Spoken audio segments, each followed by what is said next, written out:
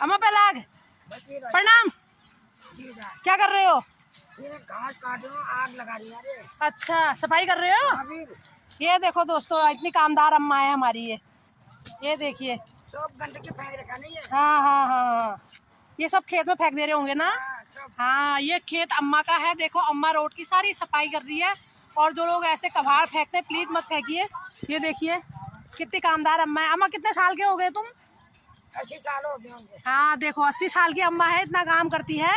इतना घास काट रखा है ये देखो इतना घास काटा है। और नाती की भी शादी हो गई है इनकी। कैसा लग रहा है अभी नाती की शादी होके? अच्छा था यार, बढ़िया लग रहा है। हाँ घूमने गए हैं नाती पुआरी। अच्छा ये देखो दोस्तों 80 साल की अम्मा है ये, इतना काम करती है, नाती की भी शादी कर दी है। खुश नसीब है ये। हम तो इतना जी भी नहीं पाएंगे शायद, तब तक चले ही जाएंगे लग रहा है। और माँ की ये आज लोगों ने थैंक यू।